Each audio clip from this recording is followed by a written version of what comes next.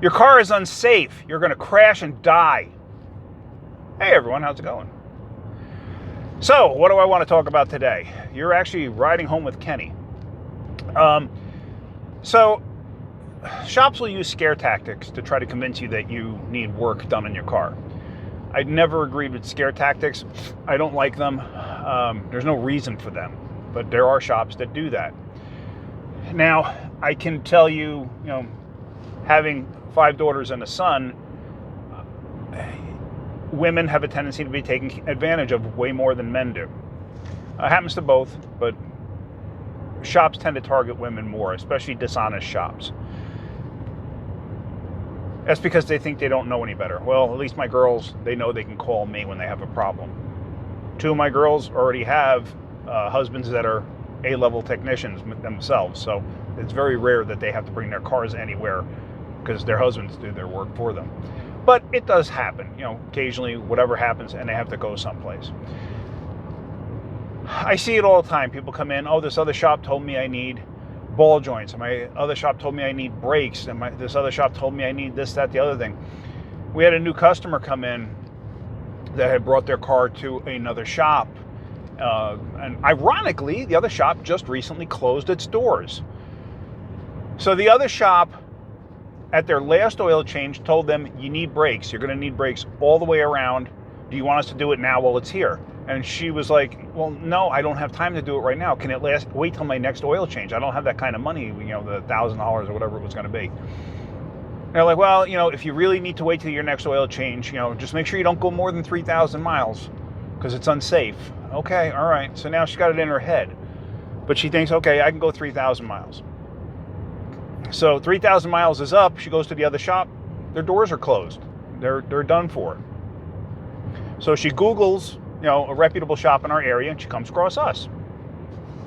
So she comes over and says, this is what they told me. She showed us a receipt with an estimate for the brakes and everything else. And it's like, okay, so we get it inside, and we fully anticipated by what we saw on that receipt that she was going to at least need rear brakes. The brakes were at 4 millimeters at least all the way around. Okay? They're getting low. They're not dangerous yet. Okay? They're getting low. Do they need to be replaced right now? Nah, you can wait a little while longer. But it's a scare tactic. And I don't understand the reason behind it. If you're a good shop and you do good quality work, you're going to have business, more business than you know what to do with. And trust me, I know about it. I get people that drive from the coast where I used to live. They'll drive their vehicles 4 hours to me to drop them off. I've had somebody tow their car from Tennessee to me, 10 hours to drop it off. I had somebody schedule an appointment with me when they were going on vacation to Florida. So what they did was they drove 2 vehicles down from Connecticut. They drove 2 vehicles down, dropped their vehicle off with me, then continued on their vacation. And then they picked it up on their way home because they trusted what I had to tell them. So it's amazing. If you do good, reputable work, you're going to have more business than you know what to do with. Now, our shop doesn't do wheel alignments, okay? We don't have an alignment machine. We kind of don't have the room. Could we have the room? Sure. But it's like we have enough work to where having an alignment machine, for the cost and the amount of space it's going to take up, it's really not worth it for us. We'll just farm it out. We have, in our immediate vicinity, there's 4 shops that do wheel alignments. 3 of the shops are chain shops, okay? Meaning they are, well, the funny thing is we're actually technically a chain shop, independently owned. But these other shops are, name brand like tire places and stuff like that. You know the ones I'm talking about. So these other 3 shops, they do wheel alignments. There's one directly, like I could throw a rock out our front door and hit their building. That's how close they are to us. So how convenient to have them right there to do wheel alignments. Well, guess who we don't bring wheel alignments to anymore? The last 2 cars that we've brought over there for wheel alignments, they've called us up and said, you need ball joints, you need tie rod ends. There's nothing wrong with them.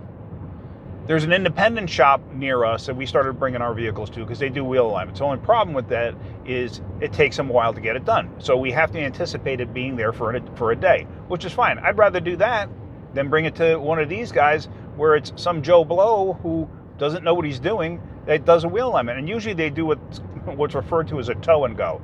Basically, they set the tow and manipulate other numbers and then just let you have it back. Don't agree with that either. I've seen that done many, many, many times.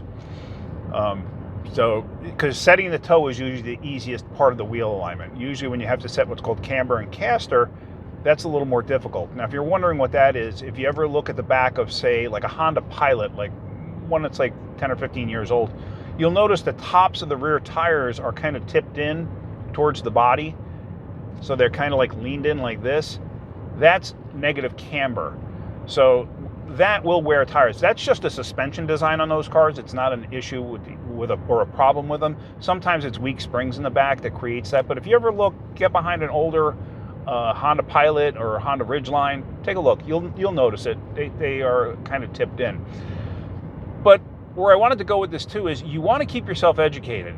If you bring your car to a shop, first off, make sure you research the shop, especially if you're in a new area. Research the shop where you're going. You know, what kind of reputation they have. Did you just move to a new area? Okay, ask your hairdresser, ask your barber, you know, ask at the local restaurant where you go, like the local eatery. I'm not talking like your chain eatery, like, you know, like an Applebee's or something like that. I'm talking if you're going to like one of the local restaurants, ask there, you know, hey, what's a good local repair shop? Go on forums on like Facebook or even Nextdoor. Hey, what's a good local repair shop? Usually you'll get some pretty decent answers. And then you can Google them from there and find out who has a good reputation.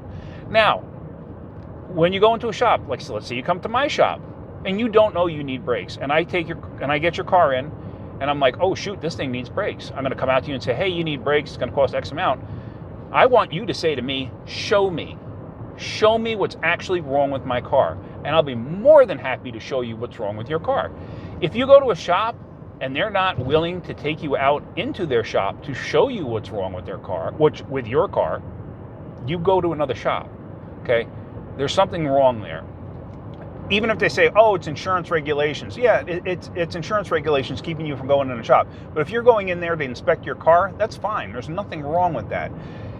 If for some reason they still go on about that, then what you may want to do is you may want to ask them, well, then take a video of it, okay? If you can look in the shop and they're trying to sell you brakes and you can see that the wheels and tires are still on your vehicle, no, they didn't do a proper inspection. They did not look to see what your car actually needed. So I can't tell you how often I've seen that happen. They don't even bother pulling the wheels off. If I look at a car and like you can look through the wheels and you can get a general idea of, okay, hey, the brakes are worn or whatever, I could see that. Guess what? That wheel's coming off. If I ever see somebody try to sell brakes on a car and they never pull the wheel off, no. That's, you know, they get a whack by me, backhand you, because that's a no-no. Don't agree with that at all. If you're going to do that, you're going to take the wheels off and you're going to inspect it. I don't care if it's a 5500 series dump truck. You're pulling the wheels off. If you're trying to sell brakes on it, you're pulling the wheels off. Plain and simple. So ask questions.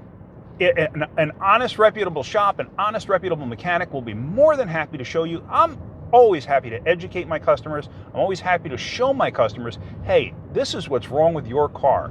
And this way you can see what I'm talking about and you know what I am talking about. What's wrong with that? There's nothing wrong with that. Absolutely nothing wrong with that. So if your mechanic, your shop that you're going to doesn't want to show you these things, time to shop around for another mechanic.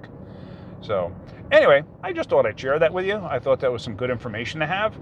I'm on my way home. I'm actually almost home now. So I hope you got something out of that. If you did, hit that like button. If you could, please subscribe. All right, guys, have a great day. Keep wrenching.